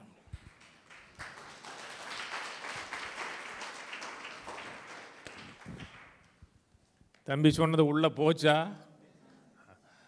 இன்னும் கொஞ்சம் ஆழமாக நீங்கள் யோசிச்சிங்கன்னா ரொம்ப போகும். இல்லை, ரட்சிப்பு கேட்ட ஞானம் உள்ளவனாக்கத்தக்கன்னு சொல்லி வெறும் ரட்சிப்பு மட்டும் இல்லை, ரட்சிப்புன்னா விடுவிக்கக்கூடிய ஞானம் உள்ளவனாக்கத்தக்க. அன்றைக்கு அவருக்கு ஊழியத்தை குறித்து ஒரு சில பயங்கள் இருந்தது. நான் சின்ன பையன், அப்போது அந்த அச்சுறுத்தலை மேற்கொள்வதற்கு சிறு வயதிலேருந்தே வேத வாக்கியங்களை அறிந்திருக்கிறவர். அவங்க அம்மா பாட்டி இவங்களுக்கு மூலமாக வேத வாக்கியம் தெரியும். வேத வாக்கியம் நமக்கு எல்லாருக்குமே தெரியும். கர்த்தர் நம்மை செழிக்க பண்ணுவார்னு தெரியுமா? கர்த்தர் நம்மை சுகமாக்குவார்னு தெரியுமா? தீர்க்காயுசோட வாழ பண்ணுவார்னு தெரியுமா? தெரியும். ஆனால் அதை நம்ம சிந்திக்க மாட்டோம். ரோட்டில் போகிறவன் யூடியூப்பில் என்னென்ன தகவல் வருது அதை சிந்திக்கும் பொழுது அதை நம்ம டிப்ரெஷன் ஆக்க கொடுக்கும். அது நம்ம கட்டுக்குள்ளே கொண்டு போயிடும், அதாவது பாண்டேஜுக்குள்ளே கொண்டு போயிடும். விடுவிக்கக்கூடிய ஞானம் இல்லாமல் அடிமைத்தனத்துக்குள்ளே நம்ம கொண்டு போயிடும். அதனால தான் சொன்னாடி சொல்கிறாரு, உன் மேல் வைத்திருக்கிற தேவ வரத்தை அனல் மூட்டி எழுப்பு விடு, இதைகளே சிந்தித்து நிலைத்திருங்கிறார். சிந்தித்துனா என்ன உன் மேலே ப்ராஃபஸியாக சொன்னாங்களோ அதையே சிந்தி. அதே சிந்திக்கிறோம் என்றால், அதையே சிந்தினா வேறு எதையும் சிந்திக்காதுன்னு அர்த்தம். அதே சிந்திச்சோம்னா உங்களுடைய ஆவி, உங்களுடைய மனது அனல் கொள்ளும். ஆவி அனல் கொள்ள வேணாம். ஆவி ரொம்ப ஃபயராக தான் இருக்கும் எப்போவுமே. மனது ஃபயர் ஆகிடும். மனது எப்போ ஃபயர் ஆகும்? வசனத்தை தியானிக்கும் போது தான், கேட்கும் போது மட்டும் கிடையாது. இப்போ தம்பி பேசும்போது மட்டும் நீங்கள் கேட்பீங்க, நான் கேட்டுக்கிட்டு மட்டும் இருக்க மாட்டேன். அதுக்கு அடுத்தது எங்கே போகும்னு பார்ப்பேன் நான். அதுக்கு அடுத்தது எங்கே போகும் அப்படின்னு அது தியானிக்கும் போது நமக்கு தூக்கம் வராது. நமக்கு வேறு சிந்தை, அந்த சிந்தை வரும்பொழுது மைண்டு அப்படியே அனல் மூட ஆரம்பிக்கும். எவ்வளோ பிரச்சனை வந்தாலும் மேற்கொண்டலான் இருக்கும். அப்போஸ்தலனாகிய பவுல் போகிறாங்க, கிட்டத்தட்ட 40 நாள் சூரியனே பார்க்கல. எல்லாரும் அழுது சாப்பிட்றதை நிப்பாட்டிட்டாங்க. செத்து போகிறேன், சாப்பிட்டு சாக வேண்டிய இருக்குன்னு சொல்லி சாப்பிட நிப்பாட்டாங்க. ஆனால் ஒரு மனுஷன் நிற்கிறார். ஏன் நிற்கிறாருன்னா, எனக்கு சொன்னப்பட்ட பிரகாரமே நடக்கும் என்று நான் நிச்சயித்திருக்கிறேங்கிறார். அவருக்கு கர்த்தர் என்ன சொன்னாரோ அதை மட்டும் சிந்திக்கிறார். அதை சிந்திக்கும்போது நம்ம முகம் பிரகாசமாயிரும். திடீர்னு நம்ம நல்லா இருப்போம், திடீர்னு நம்ம முகம் அப்படியே டல்லாகும் தெரியுமா? என்ன திடீர்னு ஏன் சோர்வாக இருக்குன்னு மக்கள் கேட்கலாம். ஏன் ஏதோ ஒன்று கெட்ட காரியம் மனதில் உள்ள அப்படியே ஆழமாக அதில் சிந்திச்சு அதில் நிலை கொள்ளுக்கிறோம். அதனுடைய ரூட் இருளிலிருந்து வந்துச்சு. நம்ம டிப்ரெஷன் ஆகிக்கிறோம். வசனத்தை கேட்குறது நல்லது, வசனத்தை பல முறை தியானிக்கிறது தான் உங்களை அனல் மூட்ட ஆரம்பிக்கும். பெசலையல் சும்மா செய்யலை, யோசித்து யூகித்து செஞ்சான். அவனுக்குள்ளே அந்த கர்த்தர் கொடுத்த பிக்சர் மனதில் இருந்துக்கிட்டே இருந்துச்சு. நான் சொன்னது புரியுதுங்களா? இப்போ ஒரு மனுஷனை மெச்சூராக ஆக்குறோம். எல்லாருக்குமே மனதில் மூளை இருக்குது, அறிவு இருக்குது, எல்லாம் இருக்குது. மெச்சூராக நடந்து கொள்ளுங்கிறோம் இல்லையா? சொல்லலையா? எப்படி மெச்சூராக நடக்க முடியும்? ஒவ்வொரு காரியத்தையும் யோசித்து இதனுடைய ரிசல்ட் என்னன்னு யோசிக்கிறான். செய்யறதுக்கு முன்னாடி யோசிக்கிறான். அந்த கற்ற அறிவை யோசித்து செய்யும் பொழுது அவன் மெச்சூர் ஆகிறான். மெச்சூர் ஆகிறான்னா 40 வயசு 50 வயசுலாம் மெச்சூர் கிடையாது. 70 வயசு கூட இதெல்லாம் கூமிட்டே நடந்துக்குங்க. ஏன்னா அது பழம், விஸ்டம் ஃப்ரூட்டு. நம்ம விஸ்டம் ஃப்ரூட்டாக இருக்கக்கூடாது, விஸ்டமாக தான் இருக்கணும். ஃப்ரூட்டு கொடுக்கணும். நம்ம ரெண்டும் சேர்ந்துடக்கூடாது. ஏன்னா அதை சிந்தித்து அதே நிலை கொண்டு இருந்தோம்னா மாறும். பெசலையல் வேறு எதையும் சிந்திக்கலை. பெசலையல் மோசையின் மூலமாக கர்த்தர் கொடுத்தாரோ அதை மட்டும் சிந்திக்கும் பொழுது அந்த வேலையை செய்வதற்காக தான் கர்த்தர் செல்வம், வெள்ளி, தங்கம், பொருள் எல்லாம் கொடுக்குறார். கர்த்தர் செல்வத்தை கொடுக்குறார், நிறைவே கொடுக்குறார். எதுக்கு? உங்கள் மூலமாக கர்த்தர் செய்ய நினைத்த நோக்கத்தை நிறைவேற்றுவதற்காக. அது அத்தனையும் நமக்காக காத்திருக்கிறது. எப்போ நம்ம கைக்கு வரும் என்றால் அதை யோசிக்கும் பொழுதும் கைக்கு வரும். பெசலையல் வைரத்தை யோசிக்கலைன்னா அந்த பெட்டியில் வைரம் வராது. அது பாட்டு கிடக்கும். நம்ம எதை யோசிக்கிறோமோ அது நம்ம கையில் வர ஆரம்பிக்கும். யோசிங்க, வசனத்தை கேளுங்க, அப்புறம் அதை தீவிரமாக யோசிங்க. போகும்போது வரும்போது உட்காரும்போது செஞ்சுக்கிட்டே இருங்க. உங்கள் மைண்டு க்ரியேட்டிவ் மைண்ட் ஆகும், புதிய அறிவு உண்டாகும். பிள்ளைகளை குறித்து சில நேரத்தில் பிள்ளைகளை குறித்து சோர்ந்து போயிடும். என்னத்தை இதெல்லாம் உருப்பட போதான்னு நினைக்கிறோம். ஏன்?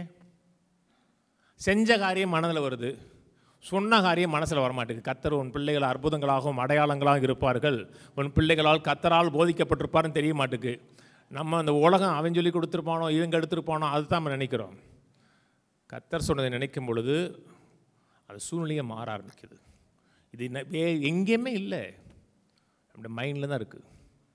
மைண்டில் நல்ல காரியங்களை சிந்தித்து அதே யோசித்தோம்னா உங்கள் வாழ்க்கையை மாறும், என் வாழ்க்கையை மாறும், நிச்சயமாக மாறும். தம்பி நல்லா போச்சாரா? இவருக்கு நான் தான் ஞானஸ்தானம் கொடுத்தேன். ஞானஸ்தானம் கொடுக்கும்போது கூட பேர் கூட மாற்றி சொல்லிட்டேன். ஆனால் பேர் மாற்றி சொல்கிறனா கூட அந்த அழைப்பு 11ஆம் கிளாஸில் எடுத்தியப்பா? ஆமாம். நல்ல தம்பி, நல்லா இன்னும் போக வேண்டிய தூரம் நிறையா இருக்குது. நல்லா கேட்கணும், அப்புறம் அதை யோசித்தோம்னா வாழ்க்கை சிறப்பாக இருக்கும். ஜெபிப்போம். பிதாவே துதிக்கிறோம், சோதரிக்கிறோம், நன்றி செலுத்துகிறோம். நீர் எங்களுக்கு செய்திருக்கிற எல்லா விதமான கிருபைகளுக்காக, தயவுகளுக்காக நன்றி. எங்களை விடுதலையாக்கக்கூடிய ஞானமுள்ளதாக இருக்கக்கூடிய வேத வாக்கியங்களை அறிகிறது மட்டுமல்லாமல் அதை தியானிக்கக்கூடிய மக்களாய் எங்களை நாங்களே வேத வாக்கியங்களை சிந்தித்து தியானித்து அனல் மூட்டக்கூடிய மக்களாய் உலகத்தில் வருகிற எல்லா இச்சைகளையும் உலகம் கொடுக்கிற எண்ணங்களையும் மேற்கொண்டு கர்த்தர் கொடுக்கிற எண்ணங்களால் எங்களை நாங்கள் அனல் மூட்டிக்கொள்ள உலகத்தில் பிரகாசிக்கும் சுடர் ஒளிகளாக நாங்கள் இருக்க அந்த மெய்யான ஒளியை உள்வாங்கி பிரதிபலிக்கக்கூடிய வெளிச்சமாக எங்களை மாற்றியிருக்கிறதுக்காக நன்றி. கேட்ட ஒவ்வொருவரையும் ஆசீர்வதிக்கிறோம். என் மனதுக்குள்ள எந்த விதமான மனசோர்வுக்கோ பிற்போக்கான எண்ணங்களுக்கோ மனதை விட்டு விடாமல் எல்லா காவலோடும் உன் மனதை காத்துக்கொள்னு சொல்லப்பட்டிருக்கிறது. மனதை காத்து இவைகளே சிந்தித்து நிலை கொண்டிருக்க எங்களுக்கு உதவி செய்ய வேண்டுமா ஜெபிக்கிறோம். கேட்ட மக்களை ஆசீர்வதிக்கிறேன். போதித்த பாஸ்டர் அலெக்ஸை ஆசீர்வதிக்கிறேன். அவங்க அம்மாவை ஆசீர்வதிக்கிறேன். கர்த்தர் நல்லவர் சபைக்காக அங்கே இருக்கிற விசுவாசிகளுக்காக நன்றி செலுத்துகிறேன். இவங்ககிட்ட எங்களை கூட்டி வந்து கர்த்தாவே வார்த்தையை போதிப்பதற்கு கர்த்தர் கொடுத்துருக்க ஞானத்துக்காக நன்றி. இன்னும் மக்களே அலெக்ஸ் வளரும்படியாக பெருகும்படியாக அநேகரோட வாழ்க்கையில் அலெக்ஸ் ஆசீர்வாதமாக இருக்கும்படி ஆசீர்வதிக்கிறோம். கேட்ட ஒவ்வொருவரையும் ஆசீர்வதிக்கிறேன். உடைய வல்லமை விளங்கட்டும், உடைய கிருபை விளங்கட்டும். என் வாழ்க்கையில் சகல பகுதிகளையும் தேவனாய கர்த்தரோட நாம் உயர்ந்திருக்க வேண்டுமா ஜெபிக்கிறோம். கனமும் மகிமையும் துதியும் உமக்கு உண்டாகட்டும். இயேசு கிறிஸ்துவின் நாமத்தில் பிதாவே, ஆமென். உடைய கர்த்தராகிய இயேசு கிறிஸ்துடைய கிருபையும் பிதாவாகிய தேவனுடைய அன்பும் பரிசுத்தாவியின் ஐக்கியமும் நம் அனைவரோடு கூட இன்றைக்கும் என்றைக்கும் கிறிஸ்துவின் வரி மட்டும் இருப்பதாக, ஆமென். கர்த்தரோட ஆசீர்வதித்து எல்லா தீமைகளுக்கும் விலக்கி காக்க கடவர். கர்த்தர் தம்முடைய தயவுள்ள முகத்தை உங்களை பிரகாசிக்க பண்ணி உங்கள் மேல் கிருபையாக இருக்க கடவர். கர்த்தர் தம்முடைய முகத்தை உங்களை பிரசன்னமாக்கி சமாதானம் கட்டளையிட கடவர். கர்த்தரை ஆசீர்வதித்து சகல ஜீவனோடும் சுகத்தோடும் ஆரோக்கியத்தோடும் தெளிந்த புத்தியோடும் விசுவாசத்தோடும் 120 ஆண்டுகளுக்கு மேலாக வாழ வைப்பாராக. ஆமென், ஆமென், ஆமென்.